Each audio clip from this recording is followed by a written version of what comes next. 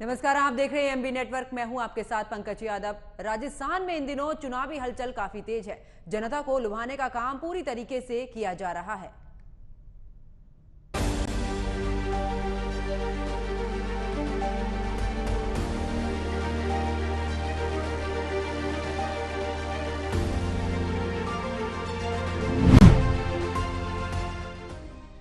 देश की राजधानी समय के साथ कितनी भी बदल जाए, लेकिन अगर इस दौरान बात की जाए चुनाव की, तो कहने को विकास को ज्यादा तवज्जो दी जाने लगी। स्थानीय मुद्दों का भी बोलबाला दिखाई देने लगा है। लेकिन फिर भी उसके बावजूद भी अगर बात की जाए जातियों की इस दौरान, तो अगर बात करें राजस्थान की, तो इस दौरान भी तमाम जातियों का जो वर्चस्व है वो चुनाव में कहीं ना कहीं दिखाई दे रहा है। और इन्हीं के इर्द गिर्द यहाँ की राजनीति भी दिखाई दे रही। आज इसी पर खास चर्चा करेंगे, लेकिन उससे पहले ये रिपोर्ट देखिए।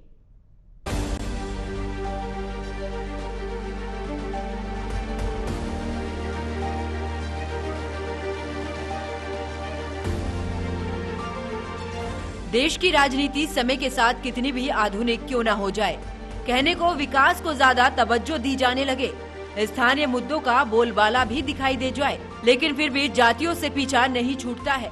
कोई भी दल सिर्फ विकास या चेहरे के दम पर चुनाव नहीं जीतता है। हर पार्टी के समीकरण के हिसाब से जातिगत सोशल इंजीनियरिंग करनी ही पड़ती है। राजस्थान तो एक ऐसा राज्य है जहां जातियों ने ही कई सीटों पर हार जीत तय की है। इस राज्य में गुर्जर, जाट, राजपूत और मीणा सबसे बड़ी जातियां हैं। इन्हीं की इर्द गिर्द यहाँ की राजनीति रहती है। राजस्थान में सबसे प्रभावशाली जाट वोटर्स माने जाते हैं। राजस्थान में जाट वोटर 10% के करीब है। 35 से 40 सीटों पर हार जीत तय हो जाती है। बीजेपी और कांग्रेस में बटा हुआ है वोट बैंक। जोधपुर, बीकानेर, बाड़मेर में जाट वोटर ही निर्णायक। हनुमानगढ़, गंगानगर, चित्तौड़गढ़, अजमेर जैसे इलाकों में बोलबाला। साल 2018 में 38 जाट प्रत्याशियों ने जीत दर्ज की। बीजेपी के 18 तो कांग्रेस के 12 जीते।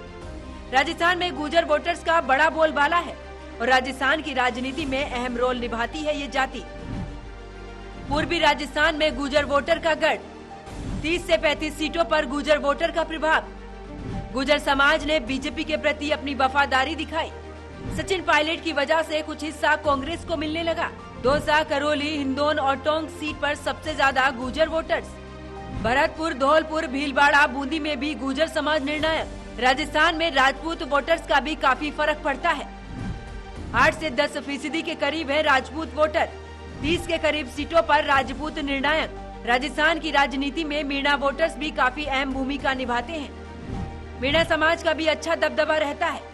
राजस्थान में मीणा जनजाति की संख्या 43.46 लाख। कांग्रेस का इसे पारंपरिक वोट बैंक भी माना जाता है। 2018 में कांग्रेस के 9 मीणा प्रत्याशी जीतकर विधानसभा पहुंचे। बीजेपी की तरफ से 5 विधायक जीते थे। राजस्थान के चुनाव में हर बार जातीय समीकरण काफी अहम रोल निभाता है। ऐसे में देखने वाली बात ये होगी, इस बार राजस्थान में जातियां क्या कमाल दिखाती हैं। सत्ता परिवर्तन होता है या फिर कांग्रेस सत्ता में रहेगी। Bureau report, AMB network.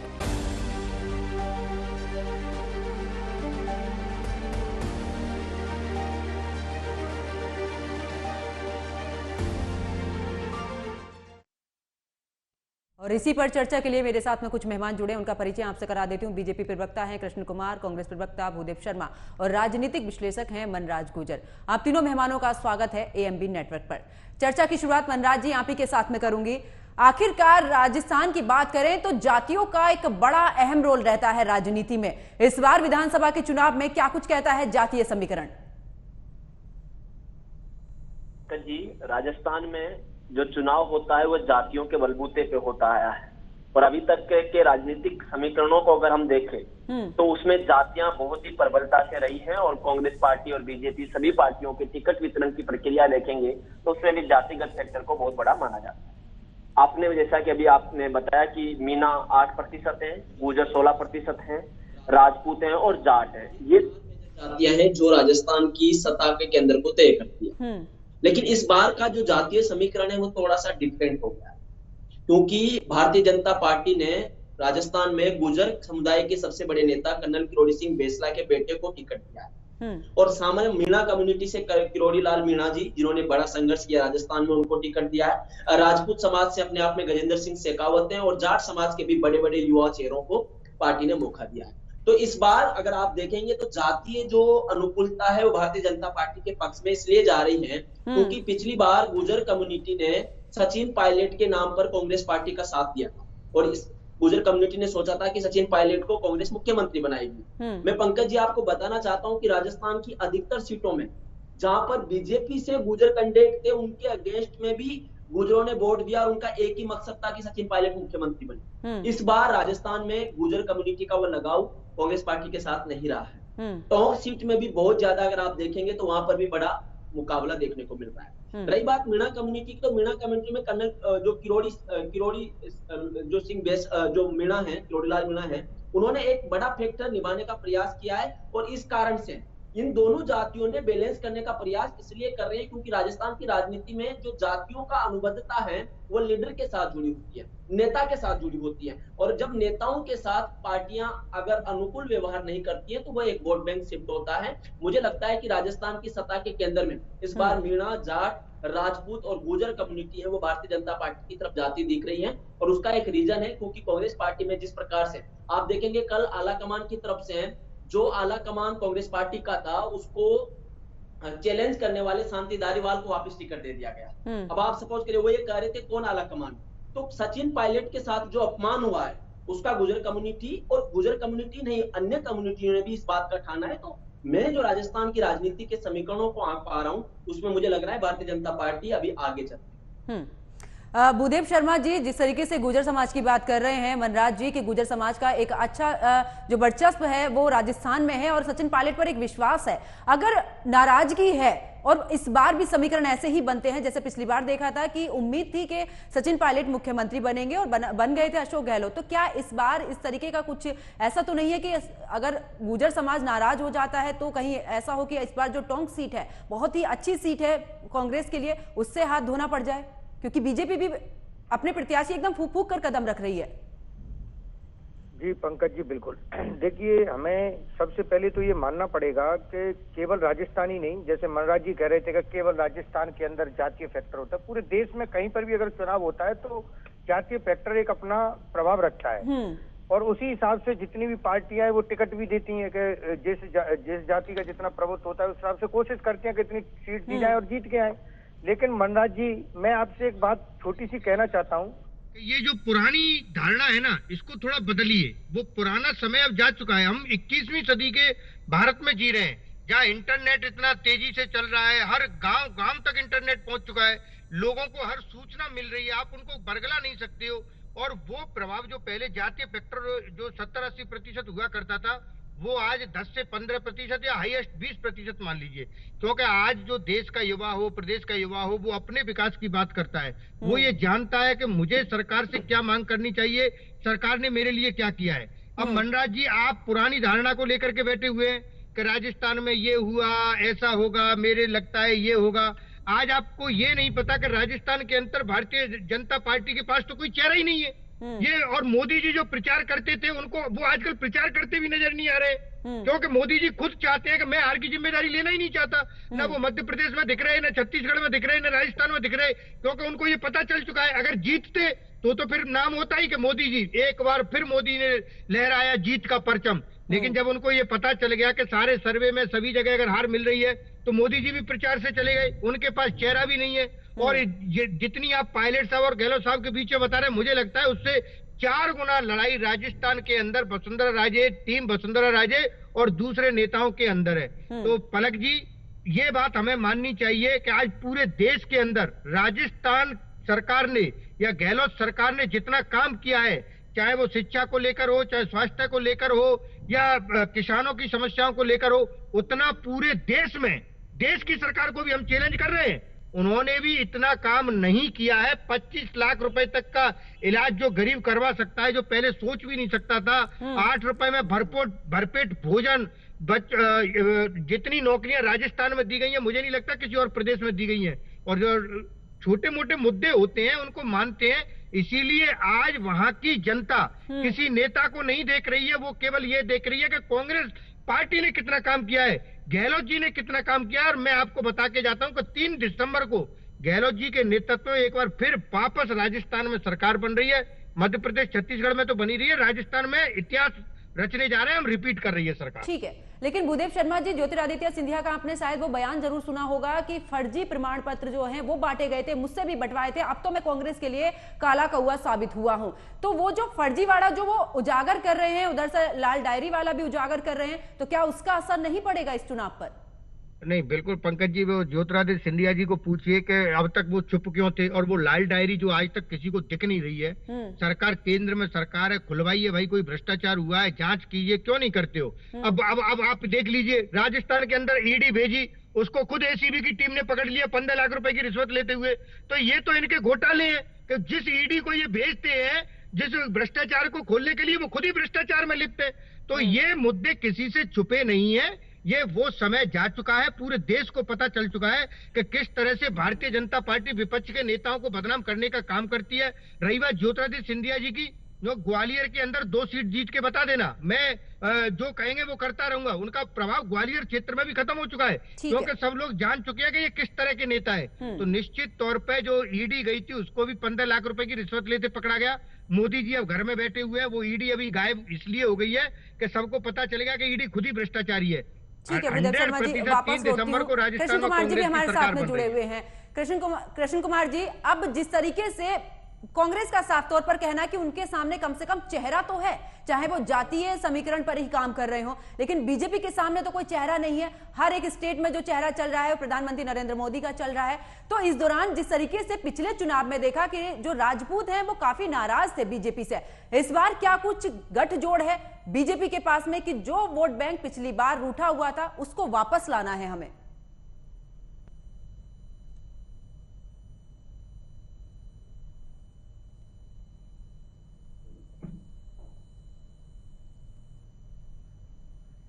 Krishna Kumar ji, आपकी आवाज नहीं मिल पा रही है, एक बार चेक करिएगा।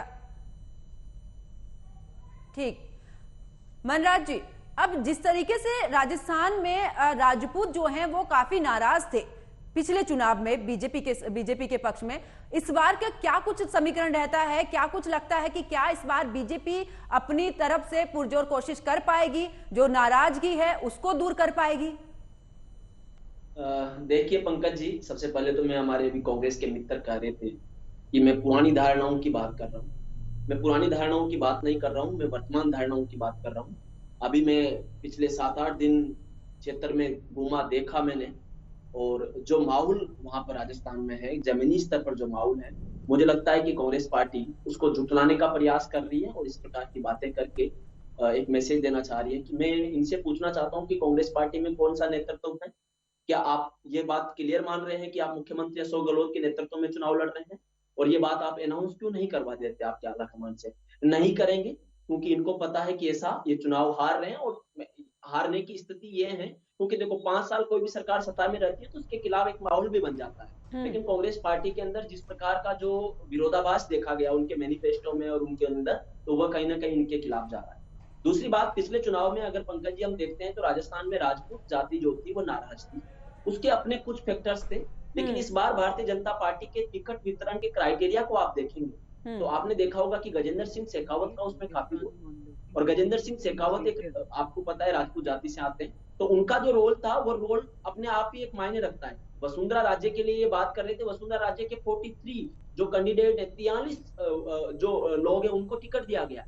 तो ये बात ऐसा नहीं कर सकते हम कि जो राजपूत जाति है वो नाराज है। पिछले समय की जो राजनीतिक परिस्थितियां थी उसमें उन्होंने कांग्रेस का साथ दिया था, लेकिन इस बार भारतीय जनता पार्टी के साथ जा रहे थे। और क्योंकि उनको भी ऐसा महसूस हो रहा है, क्योंकि देखो भारतीय जनता पार्टी ने 2-3 बड़े नेताओं को प्रमोट किया है, जिसमें देखिए दिया कुमारी को प्रमोट किया है, उन्होंने गजेंद्र सिंह शेखावत को प्रमोट किया है। तो ये कहीं ना कहीं ये जो बात है, ये बात उनके फेवर में जाती हुई दिख रही है, और ये एक इनडायरेक्ट मैसेज पूरे राजस्थान की जनता को है कि अगर मुख्यमंत्री के दावेदार या मुख्यमंत्री चयन करने की प्रक्रिया जब बढ़ेगी तो हमेशा से ऐसा होगा। कांग्रेस पार्टी में हमेशा ये बात इस बार क्यों ये अनाउंस नहीं कर रहे? पिछली बार भी उन्होंने कोई उम्मीदवार तय नहीं किया था मुख्यमंत्री का, चुनाव में गई, और आज ये कह रहे हैं भाजपा का कोई उम्मीदवार नहीं है। भारतीय जनता पार्टी की अपनी रीति है, कांग्रेस पार्टी की अपनी रीति है, लेकिन आप भी तो पिछले चुनाव में नहीं किए थे उम्मीदवार चीफ मिनिस्टर का, तो उसमें कहाँ बात आई? अब भारतीय जनता पार्टी का हमेशा से जो हर राज्य का जो ट्रेंड हमने देखा उसमें उन्होंने प्रधानमंत्री मोदी के नाम पर किया, और मोदी जी ने बहुत सारी रैली भी की है राजस्थान में, राहुल गांधी ने की, मोदी ने की। तो ये जो आरोप है ना, ये ग्राउंड पर काम करके या व्यवहारिकता में आरोप लगाएंगे तो मुझे लगता है अच्छी बात होगी। मैं अपनी समझ से इसलिए बोल रहा हूं क्योंकि एक स्वतंत्र राजनीतिक विश्लेषक के तौर पर जो चीजें मेरे सामने आ रही हैं, जिन चीजों को मैं महसूस कर रहा हूं, वो चीजें आपके समक्ष हैं। क्योंकि राजस्थान के अंदर इस बार कांग्रेस पार्टी का जो भ्रष्टाचार हुआ है, कांग्रेस पार्टी में जिस प्रकार से उनके एमएलए सीटिंग मिनिस्टर से बात कर रहे थे, ऐसी बात हो रही है। तो ये बात मैं आपको समझ। बिल्कुल। भूदेव शर्मा जी, जातीय समीकरण को लेकर आपने जिस तरीके से कहा है कि जो जातीय समीकरण है वो अब नहीं रहा है, आप भी इस तरीके से बोल रहे थे, लेकिन अब विपक्ष का ही कहना है ना कि जातिगत गणना कराइए, पता चलेगा कौन सी जाति कितनी है, तो ये सब भी तो इसी में आता है ना। नहीं, बिल्कुल पंकज जी, देखिए जातिगत जनगणना कराना एक अलग मुद्दा है। वो मुद्दा ये है कि किसी जाति को कितना अधिकार उसको मिल पा रहे हैं कि नहीं। आज 21वीं सदी में कौन सी जाति जो अहम रोल रहता है ना, वोट बैंक में भी अहम रोल रहता है। बिल्कुल पंकज जी, वही मैं आपको बता रहा हूँ। मैंने स्टार्टिंग में भी कहा था कि जातियों का बिल्कुल रोल रहता है। उसी हिसाब से पार्टियां टिकट देने की भी कोशिश करती है, एक जातियों को साधने की भी कोशिश करती है, इसमें कोई दो राय नहीं है। लेकिन मैंने ये कहा कि जो पहले 70-80% हुआ करता था वो 15-20% रह गया है। क्योंकि आज देश का युवा पढ़ लिख रहा है, वो समझ रहा है कि हमको अपने अधिकार चाहिए। जाति के आधार पर अभी देखिए, मैं आपको बताता हूँ कि जो रियलिटी है उसको भी हमको पहचानना पड़ेगा। कई जातियों को आरक्षण मिलता है, उसमें आरक्षण में आपने देखा होगा कि कई लोग तो बहुत ऊपर तक बढ़ गए, वही वापस आरक्षण का लाभ लिए जा रहे हैं। जो लोग पीछे बिछुड़ गए वो उन्हीं की जाति के लोग उनकी मदद नहीं करते हैं, जिसमें कौन सी बड़ी बात है। वो वही चीज मैं देख रहा हूँ। तो ये जो आज जरूरत है उसमें सुधार होना चाहिए, इसमें कोई बात नहीं है। लेकिन अगर वोट देने की अगर बात की जाए, सरकार बनाने की बात की जाए, तो देश का युवा है, नए वोटर हैं, वो ये देखते हैं कि हमें आगे एजुकेशन में कौन सी सरकार हमारी मदद करेगी, कौन हमारी स्कॉलरशिप को खत्म करेगा, कौन हमको स्कॉलरशिप देगा,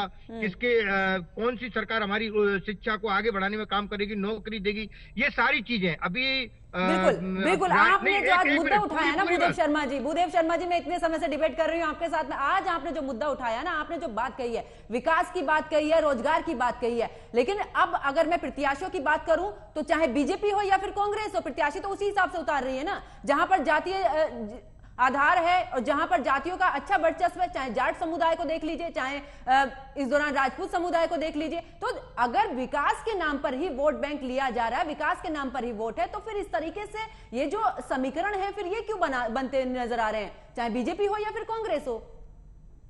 पंकज जी, मैंने सारी बात को आपको समझाने की कोशिश की। बिल्कुल, एक राजनीतिक पार्टी होती है, वो जीतने के लिए चुनाव में आती है। उसमें कोई एक फैक्टर काम नहीं करता है। कोई अकेले विकास के दम पर भी कोई नहीं आ सकता है, कोई जाति फैक्टर के आधार पर भी कोई जीत करके सरकार नहीं बना सकता है, कोई धर्म के आधार पर भी नहीं बना सकता है।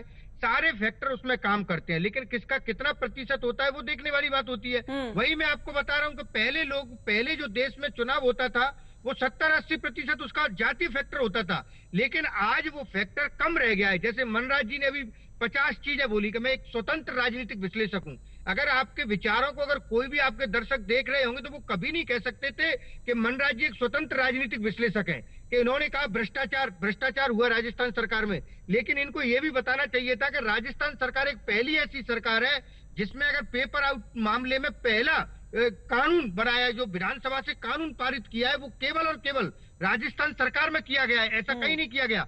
जितनी जल्दी कार्रवाई राजस्थान सरकार कर रही है, उतनी जल्दी ना कोई भी भारतीय जनता पार्टी का जहां पर सरकार है उन प्रदेशों में नहीं हो रहा, चाहे उत्तराखंड हो, गुजरात हो, मध्य प्रदेश हो, कहीं पर भी नहीं हो रहा। और रही बात इसकी चुनाव जीतने की, तो आपके मीडिया के सर्वे बता रहे हैं कि मध्य प्रदेश, छत्तीसगढ़, राजस्थान में कांग्रेस की सरकार बन रही है। हमारा चेहरा स्पष्ट है, गहलोत जी है। और ये जो कहते थे कि मोदी नहीं तो कौन, आज मैं इनसे पूछना चाहता हूं कि राजस्थान में गहलोत जी नहीं तो कौन, बताइए कौन।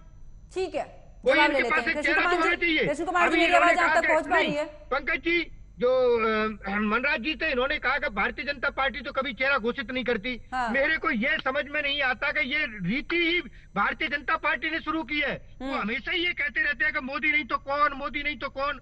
अरे भैया, चेहरा को आगे लाने पे यही पूछते थे। ठीक है भूदेव शर्मा जी, आज आपने एक बात तो क्लियर कर दी है कि मोदी नहीं तो कौन, पर हमारे यहाँ पर राजस्थान में अशोक गहलोत नहीं तो कौन। जवाब ले लेती हूँ मैं। कृष्ण कुमार जी, मेरी आवाज आप तक मिल पा रही है?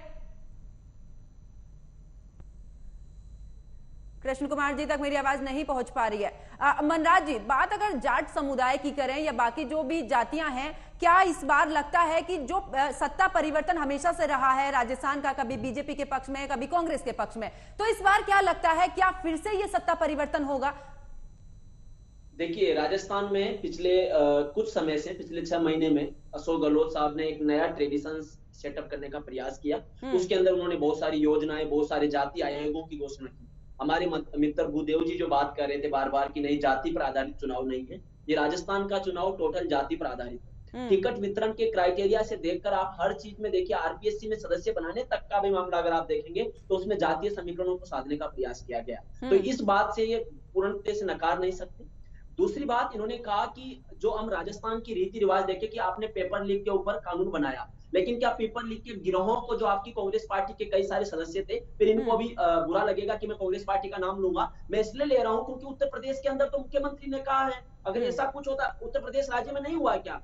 पेपर लीक कहाँ हो रहे हैं उत्तर प्रदेश में? आप बताइए, आप कह रहे हो कानून नहीं है। अरे मनराज जी जा करके देखिए, उत्तर प्रदेश में सबसे ज्यादा पेपर लीक हो रहे हैं। 27 पेपर तो गुजरात में लीक हो गए। पेपर लीक का मामला नहीं उठा रहे हैं, पेपर लीक के मामले पे मत जाइए क्योंकि समय कम रहता है, फिर ऐसे मुद्दे से भटकेंगे तो फिर मुद्दे की बात नहीं हो पाएगी। ठीक है मनराज जी, ठीक है भूदेव शर्मा जी। मनराज जी देखो पंकज जी, जाट कम्युनिटी को साधने का पूरा प्रयास कांग्रेस पार्टी ने किया है। प्रदेश अध्यक्ष इनका जाट है, और टिकट वितरण में भी सचिन पायलट के खेमे से भी और गोविंद सिंह डोटासरा के खेमे से भी सामान्य तौर पर इन्होंने टिकट वितरण में एक बराबरी रखी है। लेकिन हम ये भी देख पा रहे हैं कि भारतीय जनता पार्टी ने भी ये जो फैक्टर है, इस फैक्टर के अनुरूप ही अपने कंडे उतारे हैं। लेकिन कांग्रेस पार्टी के पास क्योंकि प्रदेश अध्यक्ष हैं, तो कहीं ना कहीं जाट कम्युनिटी में ये एक मैसेज है। लेकिन भारतीय जनता पार्टी ने इसको उपराष्ट्रपति बनाकर धनखड़ साहब को एक मैसेज दिया राजस्थान की जाट कम्युनिटी को कि भाई हम भी जाट कम्युनिटी का सम्मान कर रहे हैं। तो मुझे लगता है कि जाट कम्युनिटी। भूदेव शर्मा जी, अगर टोंक सीट की बात करें कि अच्छा सा गढ़ माना जाता है गुर्जर समाज में सचिन पायलट का, लेकिन इस बार बीजेपी ने तो रमेश बिदुड़ी को ही वहां पर क्या नाम है प्रभारी बना दिया। दूसरी तरफ अजीत सिंह जो मेहता है उनको उतार दिया है चुनावी मैदान में, और अच्छा वर्चस्व है। तो क्या लगता है इस बार थोड़ी मुश्किल तो बढ़ जाएगी ना कांग्रेस की? नहीं, बिल्कुल पंकज जी, देखिए मैं एक इतना बताना चाहता हूं कि अगर कहीं पर भी चुनाव होते हैं, चाहे वो कर्नाटक की बात करें, हिमाचल की बात करें, वहाँ हमारे पूरे देश की जो कैबिनेट होती है, प्रधानमंत्री से लेकर के एक सांसद तक वहीं पर पहुंच जाते हैं। उसके बावजूद भी आजकल ये चुनाव नहीं जीत पा रहे हैं। क्यों नहीं जीत पा रहे हैं? क्योंकि देश की जनता जान चुकी है कि केवल जुमलेबाज हैं। जो लोग 1100 रुपए में सिलेंडर करते हैं, वही वहां पे चुनावी घोषणा पत्र में बोलते हैं कि हम 500 रुपए में सिलेंडर देंगे। तो जनता को बेवकूफ समझे हैं क्या? कि जनता समझती नहीं है कि 1100 रुपए का सिलेंडर आप दे रहे हो और यहाँ घोषणा कर रहे हो 500 रुपए में देंगे। ये कौन सा रूल होता है, ये बताइए। ठीक है, लेकिन भूदेव शर्मा जी, मैं गुर्जर समुदाय, कोई भी फर्क गुर्जर समुदाय की बात कर रही हूँ। गुर्जर समुदाय का वोट बैंक आप भी जानते हैं, गुर्जर समुदाय का जो वोट बैंक रहा है वो पहले से ही बीजेपी के पक्ष में रहा। सचिन पायलट पर विश्वास किया, दो तरफ बढ़ गया। लेकिन इस बार तो बीजेपी ने अपनी चाल बहुत अच्छे से चल दी है। दो ऐसे वहां पर एक को प्रभारी बना दिया है जो गुर्जर समाज से आते हैं, उनको अच्छे से वर्चस्व उनका वहां पर। दूसरी तरफ की अगर बात करूं तो अजीत सिंह मेहता है, अच्छा उनका है वैश्य समाज में और जैन समाज में, और इस दौरान अगर मुस्लिम समुदाय की मैं बात करूं उसमें भी अच्छा वर्चस्व है। तो कहीं ना कहीं इस बार तो लग रहा है ना कि मुश्किल तो बढ़ सकती है ना कांग्रेस की। नहीं पंकज जी, देखिए वैसे मैं जातिवाद को ज्यादा बढ़ावा नहीं देता ना, मैं मानता हूं, मुझे लगता है कि 15-20% इसका फर्क होता है। और कोई भी माने, भारतीय जनता पार्टी का तो रवैया रहा है, चाहे उसके घोषित प्रवक्ताओं घोषित, उनको जाति और धर्म दिखाई देता है। लेकिन हम बात करते हैं हमारे नेता हों, चाहे राहुल गांधी हो, प्रियंका गांधी हो, हमेशा ही वो किसी भी रैली में कहीं पर भी आप देखोगे वो केवल और केवल विकास की बात करते हैं, उनकी सरकार ने क्या किया और आगे वो क्या करने वाले हैं। भारतीय जनता पार्टी का रवैया होता है कि धर्म की बातें, मंदिर, मस्जिद, पाकिस्तान, इनकी बातें करते हैं। ठीक है भूदेव शर्मा जी, वापस लौटती हूँ। कृष्ण कुमार जी हमारे साथ में जुड़ चुके हैं। कृष्ण कुमार जी, अब जिस तरीके से बात की जाए राजस्थान में बीजेपी की तरफ से क्या कुछ खास, क्योंकि एक तरफ तो पिछली बार देखा राजपूत जो थे वो काफी नाराज थे, इस बार तो गुर्जर समाज पर दाव चल दिया है बीजेपी ने। तो क्या लगता है इस बार पूर्ण बहुमत के साथ में आ पाएंगे? आवाज नहीं आ रही, आवाज नहीं आ रही है, फिर भी आवाज नहीं आ रही। हाँ कृष्ण कुमार जी, आपकी आवाज आ रही है, जवाब दीजिए। जी 150 के पार जाने वाली है। और इस सारे समीकरण में मोटा मुद्दा है, गहलोत सरकार 4 साल तक होटलों में छुपती रही, एक कुर्सी पे बैठने की जिद करता रहा, एक कुर्सी पे चिपके रहने की जिद करता रहा, जनता को कुछ नहीं मिला। जिस प्रकार के आश्वासन दिए गए थे, ये 25 लाख के वायदे और घोषणाएं हैं, कोई पूछे तो कितने लोगों का इलाज हुआ है इस कैटेगरी में, इस घोषणा में।